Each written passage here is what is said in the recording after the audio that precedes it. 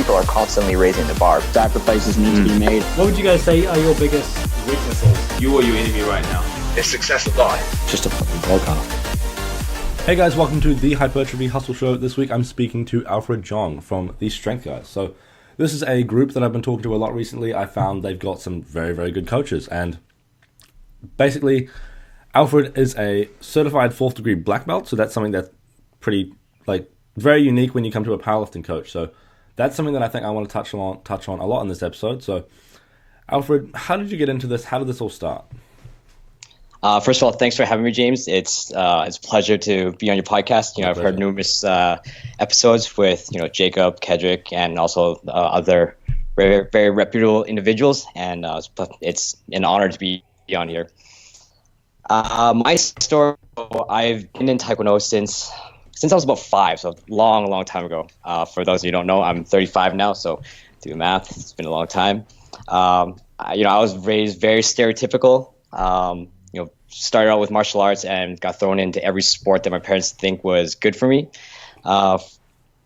Actually, I was supposed to be in karate growing up, and I just did not like memorizing everything in Japanese. So you have to memorize all the I think it was the kata and stuff like that. Just didn't have the attention span for it. Just hated it. Meanwhile, across the street, they had something that looked similar. They're wearing the white uniforms, but kids were kicking and yelling. I'm like, I want that. That looks cool. And they just kind of ran off with it. And once I was in university, I started taking it more seriously. I started competing, locally, nationally, internationally, and sustained a lot of injuries. So I was quite broken by the time it was getting close to the end of my career. So I've broken both my hands, both my feet, my knees, pretty much shot. I've been to emergency a lot. We'll just say that. Brutal. Yeah, I've had arthritis in my knees since I was early 20s. Fuck. And so most people are running and playing. I'm like, it's cold. My knee hurts. It's brutal, man. And so finally it was it's time to call it quits and move on. And I just couldn't sit still. Martial arts has been such a huge part of my life. I spent 5-6 days a week training. I was pretty much a full-time athlete. If I wasn't in school, I was training, and I was teaching at the same time. So Taekwondo was my life. And after competing, I just had nothing else to do. And I competed in the 54 kilo weight class, which is fin weight. When I competed in the Olympic division, it was 58 kilos, which was I was way underweight for that one.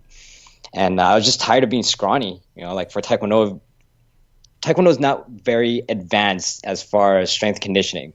They still believe that even till this day, working out makes you big and bulky, which means you're gonna be slow, which we know now is not the case at all. But they still believe that, and so we never really got a chance to train properly. And when we did, it was something ridiculous. I remember my master, so we call him our master back then.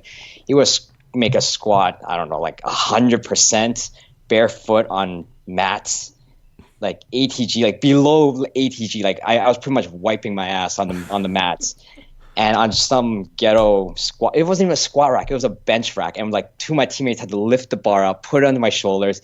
It was ghetto, but that was that was old school Korean training. It's just get it done. So I had zero knowledge of S&C. I knew stuff from school, because my background is kinesiology, so I knew the philosophies and the science part, but to put it all together, I just listened to whatever my coach said. And so I wanted to start working out, but I just had no interest in going to the gym, doing an arm day, and at the time I was a big fan of bodybuilding. I love watching Ronnie Coleman. I can't remember what one of his first videos was, but I was like, I've never seen a human being that big before. I didn't think that was possible. It was just nuts. And watching him and Lee Priest and all those guys, I'm like, I want to get jacked. I want to get huge. So I started working out, and I'm like, okay, what do I know? I don't want to do arms once a week. I don't want to do chest once a week. That's boring. I have no goals. So I wrote a 5x5 program for myself, and my girlfriend she's not at the time. She's still my girlfriend now. She was a huge cardio bunny. So I'm like, let's come to the gym with me. We'll start working out. And it was a big hurdle for her, but eventually I got her into it. And literally, we just did a 5x5 program. Squat 3 times a week, bench 3 times a week, deadlift once or twice a week, something like that, and just very simple linear progression. Each week, add 5 pounds. If I stall for like 2 or 3 days, I'll bring it back a little bit and then continue going up. Nothing fancy. But for me, I'm pretty OCD about a lot of details, and I started looking more into how to squat more efficiently, and I started looking more into like knee sleeves and lifting shoes and all that stuff. And before you knew it, I've spent like $300 on a pair of Romeo 2s, not knowing what they actually did. But I'm like, oh, yeah, it says, literature says that, get more quad activation from it. It can squat to death better with less effort. I'm like, okay, yeah, that makes sense. And, huge arch on my bench, not knowing why, sumo deadlift because it looked cool. But it worked, because of my Taekwondo background. For me, it's just like, okay, this is what I got to do, so I'm just going to do it. Yeah. And I didn't really complain about it, just that was the kind of mentality. And people in the gym started asking me, hey, do you do powerlifting? No idea what powerlifting was. It's kind of ironic because right now that's my main thing, powerlifting. But at the time, I had zero knowledge of what powerlifting was. I only knew Olympic lifting, much like most people. You say powerlifting, like, oh, that's the one we put over your head, right? No. So that was me. They're like, oh, you do powerlifting, right? I'm like, no, I have no idea what that was. And started looking more into it, and I looked at some of the provincial records. But hey, these are pretty close to my numbers. So I remember we traveled to LA at the time, so we went to visit the first barbell brigade, and I started looking more and more into it. I'm like, yeah, let's do a powerlifting meet. So when we went back to Edmonton, we did our first powerlifting meet, and I think we set some provincial records or something like that. And at the time, my girlfriend was still a junior, and they said that if she competed at Junior World, she would have placed like top 3 or something. And we were completely oblivious to what that even means. I'm like, I don't know, we just go to the gym and lift. I have no idea what I'm doing. And so we started, one thing led to another. We competed our first meet and realized that we qualified for nationals, right? I'm like, okay, well, I guess we're doing nationals. And then after that, I'm like, well, now what? It's like, well, you qualify for nationals next year. I'm like, okay, then let's do nationals next year. And for us, we just took it as an opportunity to travel because when on earth would we go all the way east in Canada? Like we typically stay kind of Western Canada. So we went to like Newfoundland and then went to I don't know, like Regina or something like that. Like we wouldn't go to those places. So we just took it as an opportunity to travel. And, slowly just got a little bit better, year by year, a little bit better. And then it got to a point where people start inquiring about coaching. I'm like, what's coaching? Like, I don't understand. What do you mean by coaching? Because for me, powerlifting is I look at a piece of paper and I just do whatever a piece of paper says. For Taekwondo, it's so different because we're very hands-on. We're, you have a gym full of like, it can vary from 4 people to, I don't know, 30 people, but you're very hands-on with all the athletes. You're in there, you're working, you're physically moving the athletes, you're showing athletes how to counter, how to attack. Nothing like powerlifting. Powerlifting, you literally just watch them squat. Okay, well, like it looks like you can just squat with a wider stance or squat deeper, bench, just make little tweaks in here. It's not nearly as critical. So for me, I'm just like, how do you coach for powerlifting? This doesn't make any sense to me. So I'm like, well, like I can write you a program. Like I don't really know what I'm doing, but I can write you a program and you can run with it. So yeah, okay. And I started doing that.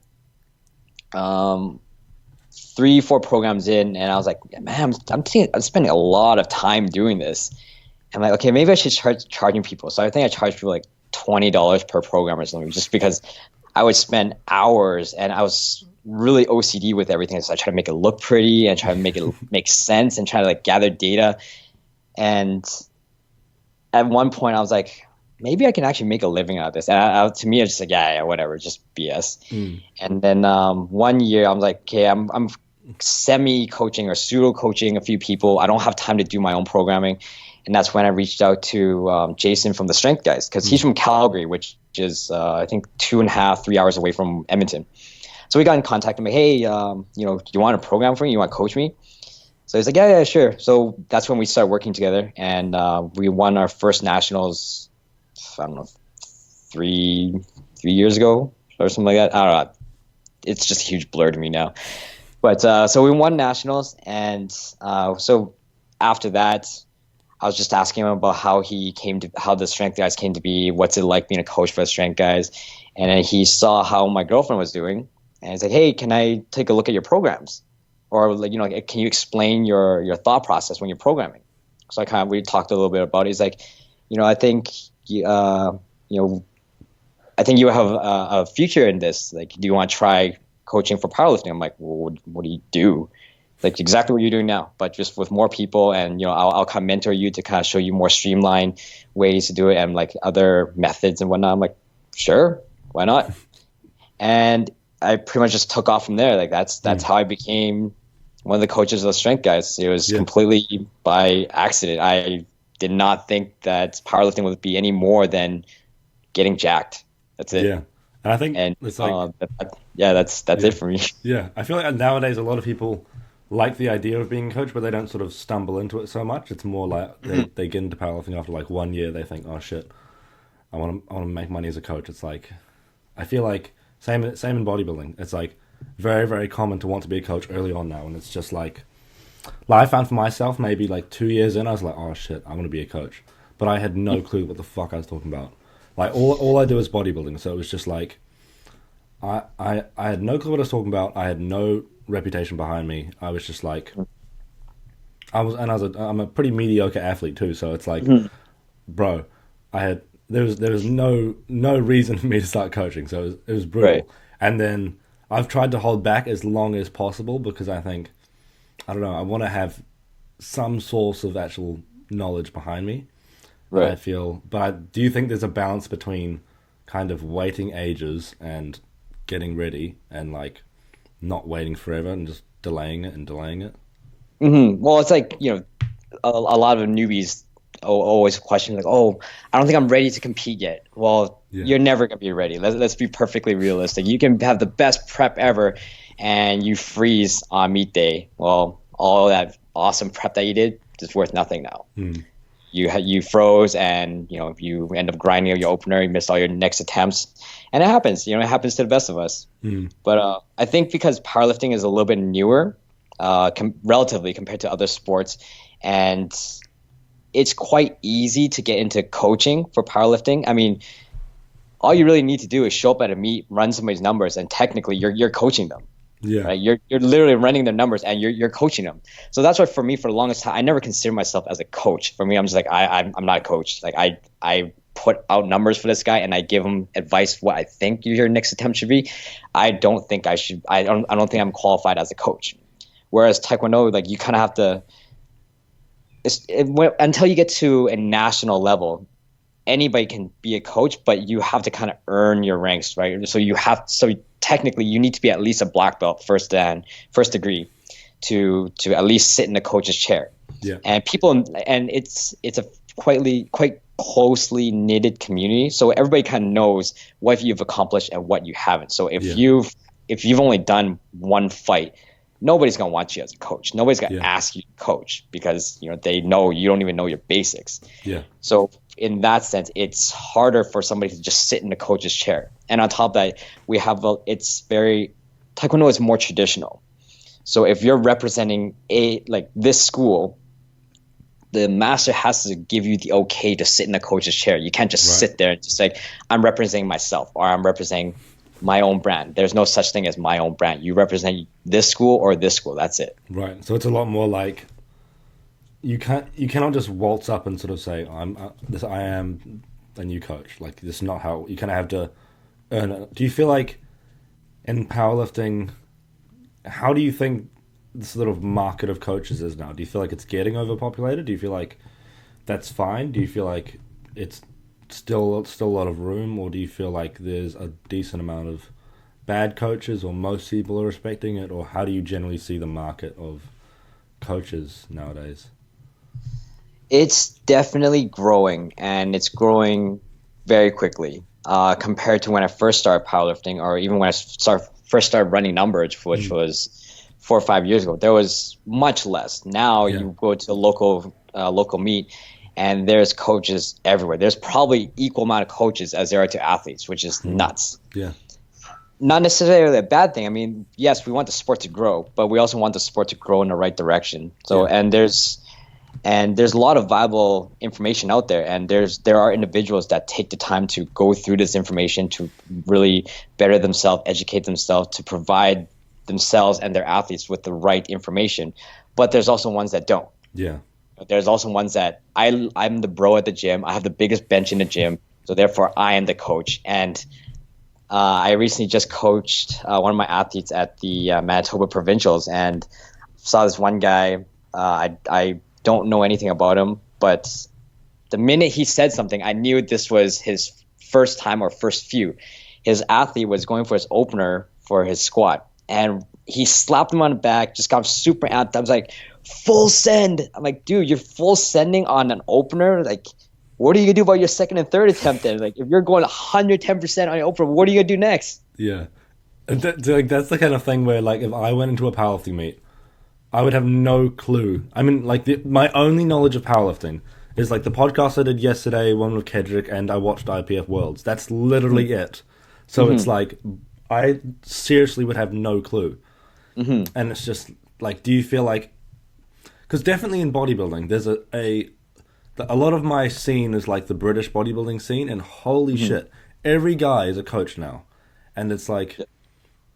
Man, there's a lot of bad coaches, frankly. It's like, they'll say shit and you'll be like, that's just wrong. That's just wrong by every regard. Even Arnold would say that was wrong. Yeah, seriously, man. Like, fuck. And then you look at their exercise execution and it's terrible. Like, it's fucking atrocious. And I mean, there's like a ton of great coaches, like literally probably 20 great coaches that are just fantastic, no flaws, working. They all do different stuff. They all have different philosophies, but they work well. And then you get, like, there's just a parade of, like, shite coaches that don't take the time to actually learn how the fuck to do this. It's like they just gain some muscle themselves, and they think, yeah, I could be a coach. I did it. I did a little bit of it. So it's like, man, just chill. Like, realize you need get some street cred first. Like, like, or at least slow take the time to understand the sport, understand the rules, what everything means. You know, like, I think late last year, I was helping a friend out with a local meet, and I think this was when they started eliminating the Wilks formula. And then they started implementing the IPF points. And I remember squats haven't even started yet, so everybody's flights were up. They had their openers up, and this guy was standing there looking at screen, looking at his athlete, and he's like laughing. He's like, "Hey, look, you already have 500 Wilks based off your opener." I'm like, "Who is that strong that competing at a local meet?" And I looked at it, it says it's IPF points. And I'm like, oh, that's not Wilks. They got rid of that. Like, what are you talking about? They still have Wilks? I'm like, no, they actually don't. It doesn't even say Wilks. The screen clearly says IPF points. It's like, that's Wilks. I'm like, no, that's not Wilks at all. And then I showed him, like, no, this is IPF points. You know, if you work this out in Wilks, it's about 250 Wilks. oh, fuck. So he's just kind of, because I'm like, it's unheard of that somebody will open with 500 Wilks at a world stage level, let alone a local level where this is probably the guy's first meet, unless you're the absolute freak of nature that is coming out to just destroy the scene. Yeah. And so he was like, oh, okay, fair enough. And also he's looking at him like, well, this doesn't make sense. Why are there so many first places? Like, everybody gets a first place. I'm like, what are you talking about? And he's like, well, look, all these guys are first place. I'm like, well, they're different categories. Like, no, look, they're all 74th. These ones are all 83s. They're all first place. I'm like, yeah, but these are sub-juniors. These are juniors. These are open. Like, they have yet to even understand what the score sheet even means. Yeah. And they're just giving advice already. I'm like, just take a step back, pump your brakes for a second. Learn, like, understand what all the columns mean, what everything means. Take the time to learn this stuff first. Yeah. Nobody's going to fault you. Yeah. It's just like, man, like, that kind of shit is like, okay, you don't even know the rules of the game, man. Like, it's like if you tried to play soccer and you didn't understand what being offside was, it's like, mate, like, serious. It's like, it feels like it's like fundamentals, and it's especially like hyping your athlete up. Like, yeah, man, you got 500 Wilks, and then like, oh shit, it's actually 250. Okay, cool. Yeah. Like, yeah. Like, how do you I'm just trying to understand from an athlete's standpoint. Like, first my coach says I am the superstar, and after it's like, oh, actually you're not, just kidding, it's my mistake. And like, for me, I'm morally, I just be crushed. I'm like, so am I strong or am I not strong? Yeah. It's just kind of like, I don't know, that's a bit of a fucking mess up. I feel like that is like, that kind of shit is like, okay, that's a pretty clear indication. You should probably go back, do some reading, like just relax for a bit, maybe chill out for like another year or two, like then maybe coach, like yeah. But I mean, don't get me wrong. Like those examples are probably the minority. Yeah, I'm sure there's a lot of great coaches, but those ones just stuck with me, and they always just grind my gears when I think about those specific ones. And I've seen a lot of great coaches. There's some that just came out of nowhere and they provide excellent information. Their attempt selections are bang on, and like, kudos to you. You did your homework. Like, that's awesome. Yeah. But then there's also the ones that I'm like, yeah. Yeah, like I'm surprised at the amount of bodybuilding coaches that I'm like, holy shit, you really know your shit. Like there's a bunch of dudes probably like, and the thing that's interesting is like you'll see they won't have many followers or anything, and I think it's almost like an inverse relationship between like followers and knowledge in some cases. Oh, definitely. It's crazy. Like seriously, like I remember like when I first met Ben Esco, I was like, oh, like who is this guy? And I started like looking into more and more of what he did, and I'm like, oh shit. And I talked to him, and I'm like, holy fuck, this guy's smart as fuck. Like, man, mind blowing. And it's like, oh yeah, there's so many hidden gems, and I guarantee you, the people with the most, or athletes specifically, athletes with the most followers, will probably get more inquiries than reputable companies like JTS or even us or. RTS or anything like that. Very likely that those big athletes with the huge following will probably get more inquiries than we do. So it's kind of the nature. Like I feel like it's such a common theme in evidence-based fitness. It's like, okay, the like short and sweet or the sexy gets like the views, gets the likes, etc. But it's like the moment you realize that's not the right place to go, it's like you get so much more clarity around it. It's like the moment you realize, okay, if I read the shit that's not sexy, understand the fundamentals, the principles, that's where like the gems are, which is like, I don't know, it takes a long time for people to learn that. Some people never learn because they won't. But yeah, it's like the dilemma of this whole scene. I feel like it's just this massive thing that's continuously, like it's been a theme for years and years, which sucks, but it is what it is. But I think one thing. Yeah. Everybody wants to be Phil Heath within the year, or everybody wants to be as strong as Taylor Atwood with one program. Like, doesn't quite work that way. Like, I know a lot of people want to offer that magic pill that just gets you there right away. Doesn't really exist. Like, ask those guys. Even the guys from Olympia. I promise you, they've put in a lot of years in the work. And then it's like only a small percentage of them can actually make it there. So it's like, okay, in reality, having that reality check of like with myself, right? Like I would like if I ever do a powerlifting meet, it'll be like, okay, I don't know if I can even deadlift properly because I've got a spinal fusion, so my spine's kind of fucked. But I mean, I think maybe I could do a powerlifting meet. It would be abysmal, but it'd be fun, right? And it's like in terms of bodybuilding, I'm pretty unsymmetrical, so I don't know if I could ever be a good bodybuilder, but I'm cool with that. Like I've taken that on board and I understand that, and that's fine. Like, but I think it's if you're at a higher level than me, or you have slightly better genetics and or you've just got better cards dealt, and you're somewhat close, I can imagine very hard to sort of realize shit. Like what is like I remember how I felt with distance running. I was a pretty good distance runner. Like I would like win my high school cross country, like shit on everyone. I'd go to like the Auckland, I think it was New Zealand, like nationals. I think I'd get shit on, pretty much. I came like 13th or something, so pretty not fantastic. There was like a ton of people there, but still, like I wasn't amazing. And I thought for a while, I was like, okay, maybe it's just my shitty training. Then I tried to learn more about training. I thought I had training down. Now I realize my training was fucking terrible, even when it was good.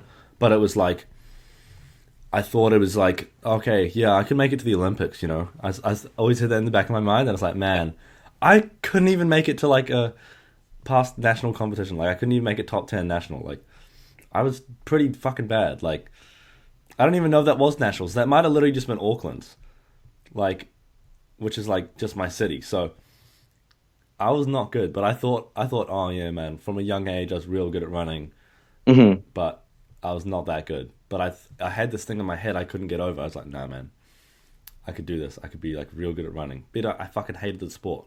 I did not like running. So it's like, come on, that's a pretty decent indicator that you should not do this a lot, you know? And I started lifting and I was like, man, this is actually fun. I like doing this. So it was like obvious, you know? Right. Yeah, it's crazy. The more you know, the more you realize, okay, maybe I'm not as cut out for this as I thought I was. You know, at the gym, I was like, oh yeah, I keep making PRs. This is awesome. And then once I actually start properly programming and understanding more, I'm like, maybe I'm not gonna make it as far as I thought I would be. And you know, some people have to come to terms with that. I definitely had to come to terms with that. I'm not gonna be those crazy freaks out there, and I'm okay with that. Yeah, I think it's a hard thing to come to terms with because it's like there's always that hope. You're like, what if I'm just doing something really, really wrong, and then if I fix that thing, that'll fix it. But I feel like some people, like especially with bodybuilding, it's so obvious. It's like, damn, some people will walk into a gym and just blow up, and they don't know what the fuck they are doing, and it's like the dilemma of the natural bodybuilder. It's crazy. It's like, man, some people walk in, they just expand, and it's like, holy shit. And I think, I don't know, that kind of shit is always going to make like other natural bodybuilders like, fuck, that sucks. But Yeah. it is what it is. You know, you can't change it. No reason to get mad about it or whatever. And I mean, when the people out of those people who actually figure out what the fuck to do, that's who like goes really well. So yeah. And even people that do figure out what they're doing, I mean, look at Steve Hall. Steve's your coach, right? Yeah, he was ex-coach. Yeah. Yeah, I mean, he knows what he's doing, hands down. Yeah. But if you look at him, he's not gonna be like, WNBF Worlds, whatever. yeah, exactly. Like, Yeah. he's not gonna be like put him next to Alberto Nunez, for instance. Yeah. It would take a lot of work for, not to knock on Steve at all, but like it's gonna take him a lot of work to get to where Alberto is, and it's genetics. There's not much we can do about that, Yeah. but as long as you understand that, that's okay. You can be the best version of yourself. You can make improvements, but everybody's gonna have some limitations. Yeah, and you take someone like Helms, right? It's like he doesn't have the best genetics, but he looks fucking insane. It's like, Yeah. look at how he looked on stage last week, and it's like, man, like when he started, he would have been like, nah, I could not do that, and now it's like, look at him now, looks fucking insane. And then you look at someone like Nunez. I mean, it's like he's got everything down, and he's got pretty good genetics as well, but he's just perfect symmetry, everything. And then he's in like one of the best bodybuilding coaching teams in the world. Of course he's going to do well. It's like, he's got the fundamentals. He's actually doing things correctly day in, day out for fucking years. Like he's been bodybuilding for like 20 years or some shit. So it's like, of course, like it's just yeah. I mean, if Steve keeps progressing at the rate he's progressing, go Steve, we could do it. Yeah. That'd be dope. But yeah. So one thing I'd like to touch on though, what would you see as like the across sports? What is the fundamentals of coaching? What are the principles, the things that you find, no matter what sport it is, they're like the things that every good coach should have down and sort of must understand in terms of literally, if there's like broad ones, or we could go into the deeper ones, sort of more like coach-athlete relationship or whatever it is. From one of the things that I found really easy transitioning from martial arts to powerlifting is that coach-athlete relationship. And you might not be the best coach, but if you have your athletes buy-in, that can take you a long way. And I think that was one of the things that I was good at, and I like to think I'm still good at, but really just connecting with my athletes. And I see a lot of coaches that don't necessarily do that. They're great at programming, or they're great at like their specific skill set, but they're not able to properly communicate that with their athlete, or just have that trust with their athlete. And I think that can go a long way no matter what sport it is. Obviously, knowing your fundamentals, just hopefully you're not just do like one competition, or take a couple classes and all of a sudden you're the expert. I hope a lot of people are not doing that, but it happens. knowing your fundamentals, having that communication with your athlete, but also being open to learning more, especially in Taekwondo. I see it from time to time in powerlifting, but because powerlifting is a bit of a newer sport, I think people are more open to the idea of research, new ideas, new concepts, and whatnot. Whereas something like Taekwondo, it's been around for so many years. I guess it's been around for decades, or dare I even say, centuries. It's been around for so long, and people have been doing it a set way. Especially, it originally came from Korea, and they were doing it in the military, and that's kind of what they did. So if it worked back then in the military, it's going to continue working now, and we still see that same mindset. Even though the sport has revolutionized so much, back then it was just pure. It's just like a pure fight. You go in, you try to knock each other out. That was it, and you try to get the most points, and that was pretty much it. Now it's all electronic. You have your electronic chess gear, you have sensors. You gotta fight a lot differently, and a lot of people make fun of the way Taekwondo is now because it's more of it's like a pretty jab fight, I guess you can say, because they're just trying to get the points. Why exert more energy than you need to knock the guy out when you're just trying to get as much points as possible? So you start seeing different types of athletes. Back then, athletes kind of range from a huge variety of shapes and sizes. Now you'll start seeing like 54 kilo guys that are 6 feet tall, 60 or even like up to 6'5". And I'm like, how are you that tall and that skinny?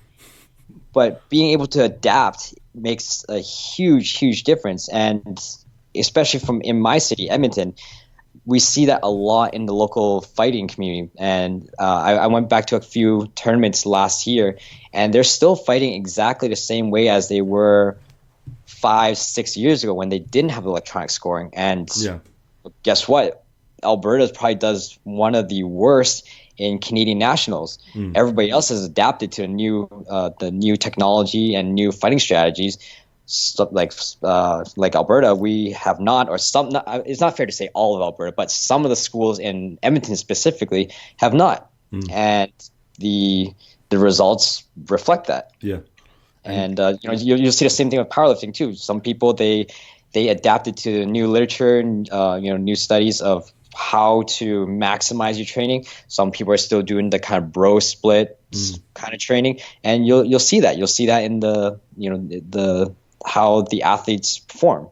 And I definitely think it's like if you're not willing to learn, and you're not willing to say, I actually don't know, don't like, this is my area where I have no clue, then I think that's a massive problem, especially as a coach, because it's like, as an athlete, like you can kind of fuck some things up and it's okay, but as a coach, it's like you have a responsibility to be doing the best for your athlete. Like you should try your best to have the best knowledge, the best approach, whatever, as close as we can get to that.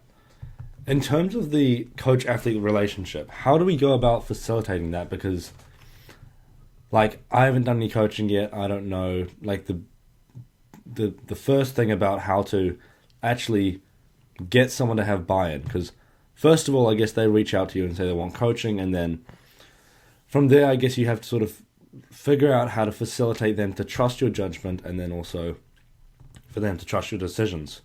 How do you go about facilitating that sort of thing? I mean, everybody wants to be heard.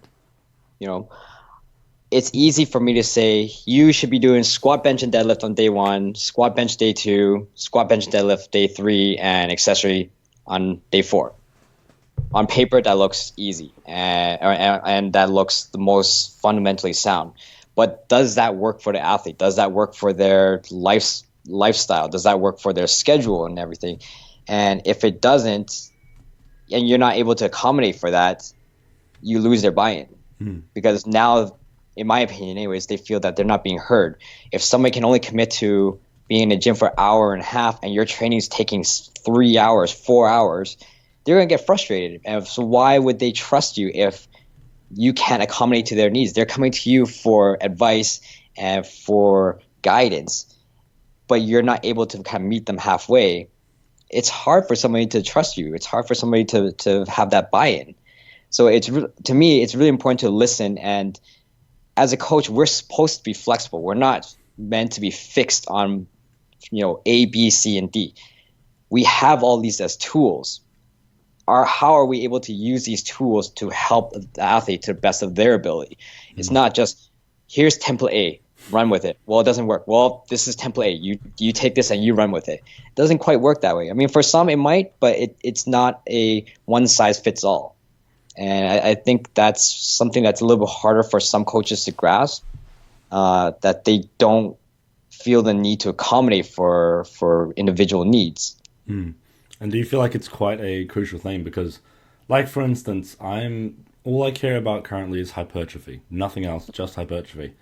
And the thing is, I've noticed recently, I've been enjoying a lot, because I've been thinking a lot about powerlifting, is, like, I've literally I didn't squat for years, right? Just because I found it painful, I didn't really do it. And then I've recently started squatting a little bit, and I've recently started benching a little bit. Like, it's been like a 2x4 on bench, which I don't know if that's a reasonable idea or not. I just been doing it, and it's been fun. And I found that's made me, I'd say it's probably increased my adherence. Like, I'm hyped to go into those sessions just because I've never been able to do that kind of stuff before, which is like really weird. But I think doing that kind of stuff has been really, really fun just because I haven't done it. And I think that's really helped me with actually sticking to it, wanting to do it, getting hyped for the session. And do you feel like with a lot of clients, you want them to actually want to go in and do their sessions, whether it's, because I guess there's the balance of like, this is the most optimal thing, or this is the exact thing you should be doing. But if they hate doing that, then kind of what's the point? Like, they're not going to go in there with some fun, I mean, even Eric Helm's book about muscle hypertrophy, the fundamentals is adherence. If somebody can't adhere to the program and they hate what they're doing, why would they give it their 100%? Somebody that adheres and loves their program, it might not even be optimal, but if they love it, they will give it their all the time, and they will be stoked to train every single time. You give somebody that's just like 10 by 10, like, they're gonna hate their life going to the gym. They're not gonna be excited. You give me 10 by 10, I'm just gonna take 20-minute breaks in between and probably just surf the entire Instagram after every single set. I would not care at all to continue on. Yeah, it's like, I find with leg press, if I do more than like 3 sets in a session, I'm fucked. Like, I have to hype myself up. I have to like actually, it's like I'd probably have equivalent hype to like how someone does it like Worlds, which is like, man, this is just a casual leg press. I don't know why, it just fucks me. It just actually destroys me. And it's like, I wish I could figure out why exactly that was, why that is.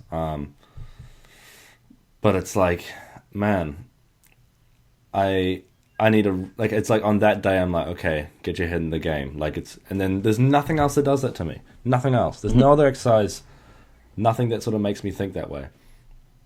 Would you say with like an athlete, if they're at a lower or higher level, does that change the degree of like saying to them, hey, no, this is what we should probably do. Like, this is what you need to do.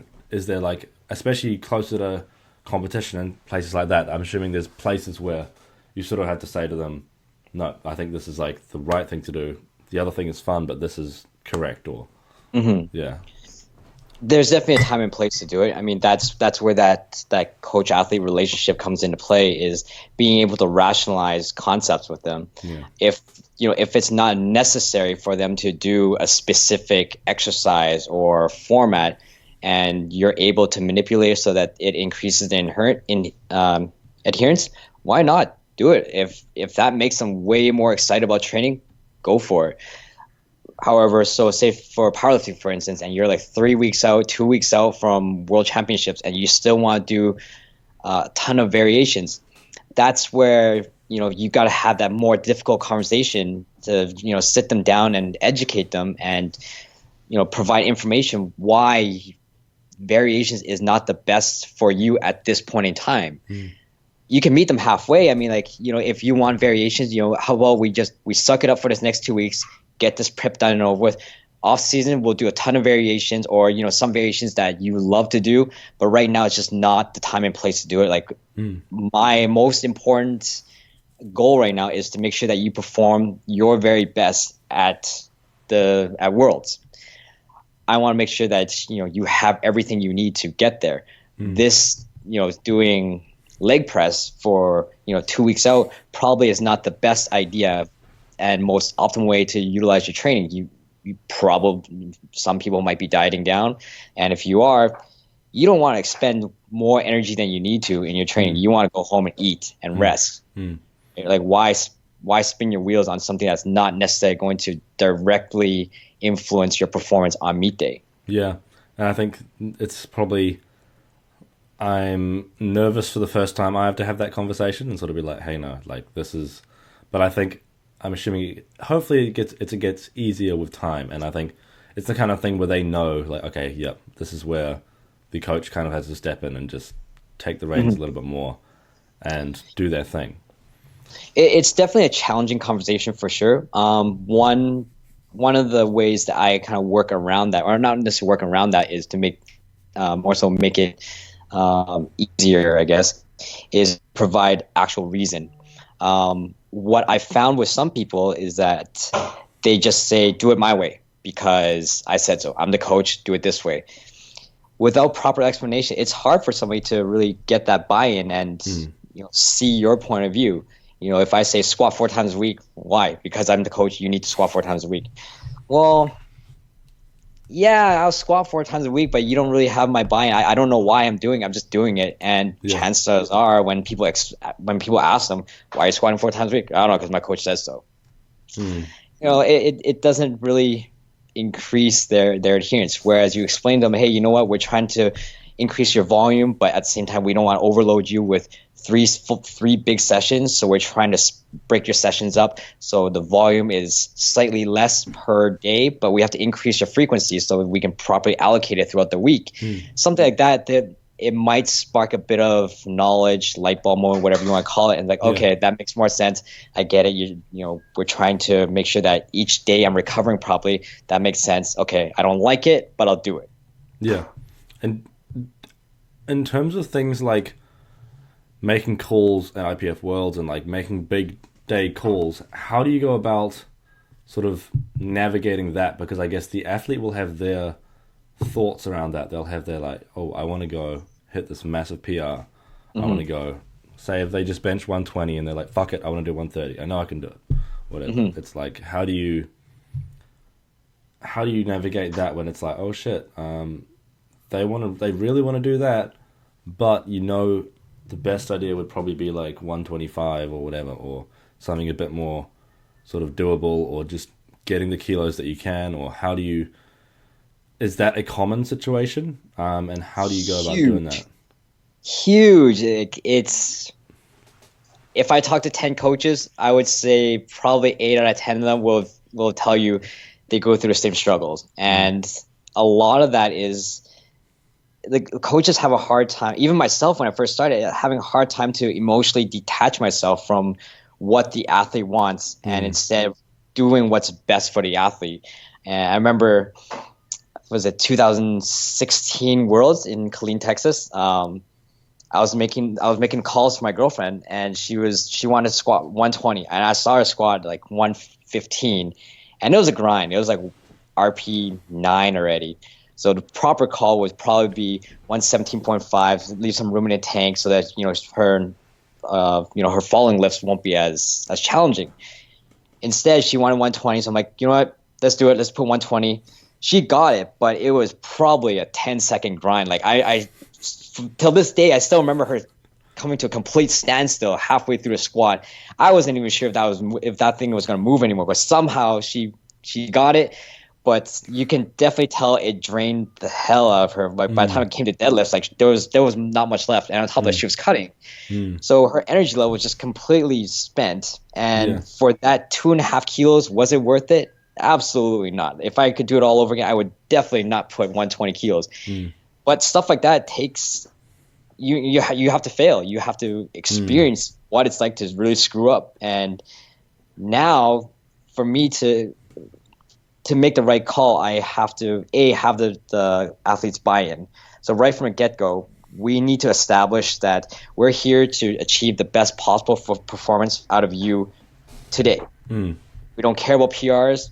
I don't care about anything other than building a total and landing you in the most optimal position that you're capable of today. I don't care what you did last week. I don't care what you did a month ago. I only care about what you're capable of doing today. And I've had athletes that smash, let's say 260 kilo squat 3 weeks out.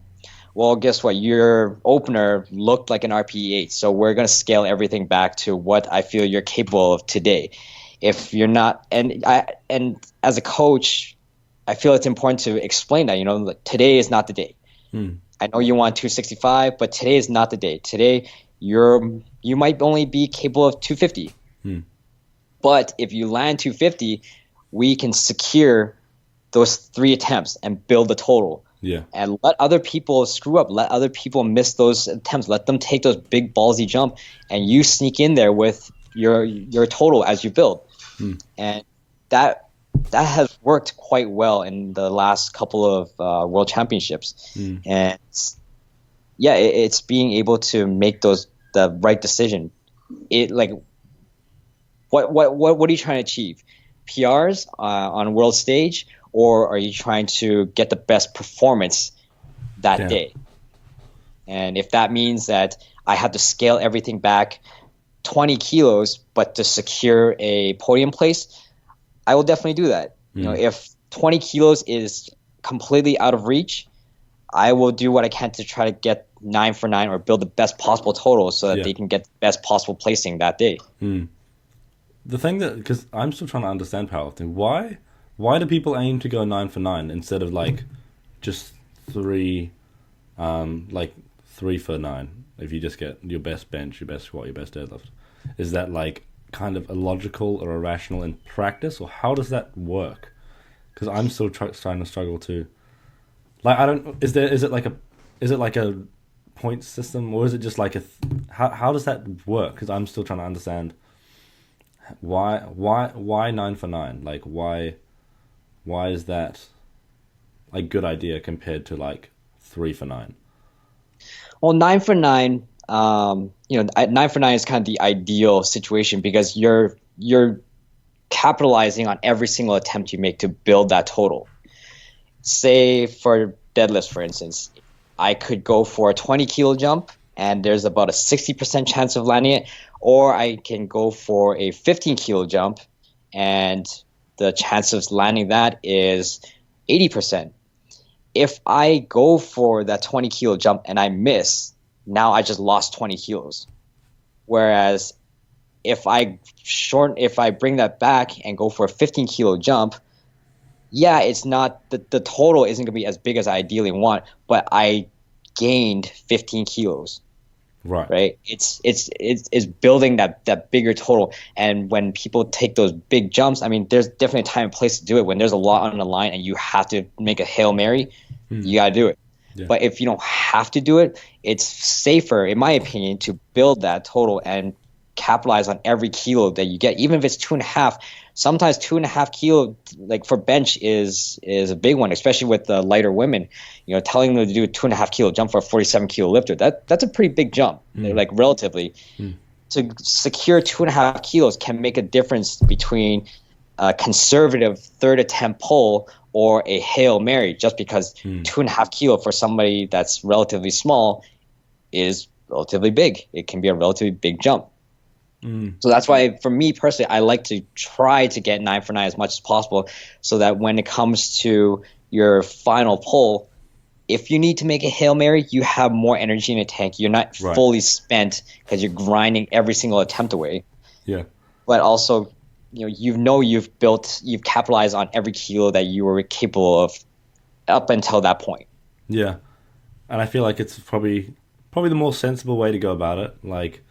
There's a lot of emotion attached to it, and especially as the athlete, I can imagine you'd sort of think, oh shit, if I make this, I'll get the Wilks I was aiming for, I'll get whatever, or the IPF score. It's I can imagine it's a very nerve-wracking thing at the time, and I guess it's like this is why the best bodybuilding coaches have coaches, because it's like you got to take that emotional sort of irrationality out of it, which is sort of, I can imagine, one of the hardest things. Would you say that's like one of the foundations of coaching, is being able to take the emotions out of it, but then know when to, and then also balancing that with fostering the coach-athlete relationship?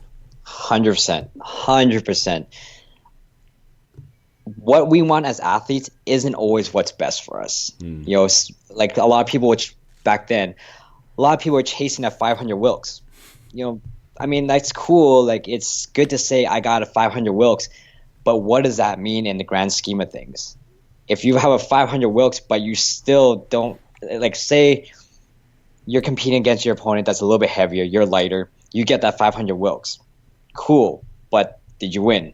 No, the person got maybe 480 Wilks because they're a little bit heavier, but they got every attempt. They still won. So you got your 500 Wilks, that's cool, but you just still didn't win. So for me, I'd rather focus on the placing and let the Wilks or IPF points just take care of itself. If you happen to get 500 Wilks because you made all your attempts, awesome. But if you're trying to make attempt jumps specifically to hit a certain goal, whether it's Wilk points, whether it's Wilks, it's not worth it, because what are you going to gain from it other than street creds? I call it street creds. Yeah, I definitely agree. It's kind of the thing where it's like a lot of I think it goes back to that sort of short-term mindset, and a lot of, like, in bodybuilding, we're always trying to, like, it's very, very uncommon that someone, I mean, it's getting way better in the British community, like that someone will go and do a long bulk. They'll actually sit in a bulk for a decent amount of period of time. And because people don't like being fat. They don't like that. They think, oh shit, like, can't be shredded for Instagram, blah, blah, blah. Right. I mean, it's definitely, to people who start to take it seriously, really do well, that they'll actually just let themselves sit in a bulk, which is fantastic. It's good to see. Right. And it's very rare that someone will just do it. Like, off the bat, people will just be like, yeah, I'm going to cut first, whatever. Well, yeah, I mean, like, even in bodybuilding, it's hard for people to accept that they have to invest in a certain period of time to bulk. It's hard for people to accept that. Like, people want to be, like, they want to work out a little bit and get huge right away. It doesn't quite work that way. You know, you go through cycles of bulking and cutting. And it's such a slow process that it's like, it's very humbling. It's like, you have to realize, like, as a natural bodybuilder, it's like, you better commit to this for years. Yeah. It's like I'm planning to compete in, like, depending on how life goes, maybe next year, but probably not, like, probably 2023 or something. So it's like, you know, that is like a long time down the line. And it's like, we look at Helms, like, he competed in, I think last time was like 9 years ago, maybe. I might be very wrong there, but it was a long time ago. And it's like, he's just been building, getting ready, and then did well. And it's like, that took fucking ages. And that's the sport. It's not really, there's no way you can just pull something out the hat. Like, you just can't. It's I think it's one of the few sports that there's nothing you can do on game day to really change things. Like, if you fucked it, you fucked it. Like, it is what it is. 100%. Nothing you can do. Like, there's seriously no variables you can do. Like, even in powerlifting, it's like, you're not going to be able to pull a magic number out of your ass. Like, you just can't. And I mean, we wish we could, but if your opponent is already 100 kilos ahead, and they're 100 kilos ahead, there's nothing you can really do about it. You're capped at what you're capable of. Yeah, and I think it's definitely same sort of preparation and stuff. But so I think we'll end it off there. Where can people find you? Where can people find all your products, services, coaching, etc.? Instagram, all that kind of stuff. I'm mainly on Instagram, so my Instagram is at AlfredTSG. For coaching inquiries, feel free to check out our website, www.thestrengthguys.com. That's my Instagram is my main platform, and I'm not huge on social media. I just don't have the time to be on Twitter and Snapchat and everything. Like, Instagram is my go-to. Hey guys, thank you very much for listening to this episode. I hope you give us a review or you really enjoyed the episode. Let me know any feedback. I'm always open to any criticism, anything like that. Reach out to me on Instagram at James_Walsham. Or if you'd like to follow my business account, follow at the Hypertrophy Hub. yeah, thank you guys so much for listening. If you would like to help the show, there's a list of ways to do so in the show notes, but if you're wondering how, the best thing to do is just give us a review on iTunes or just let me know how the show can be improved. Thank you very much.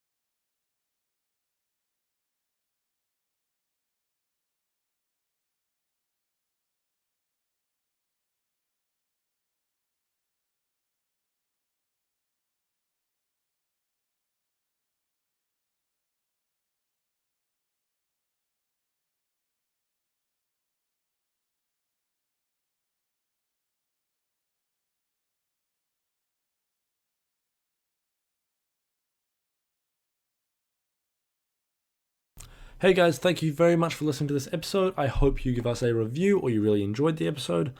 Let me know any feedback. I'm always open to any criticism, anything like that. Reach out to me on Instagram at James_Walsham.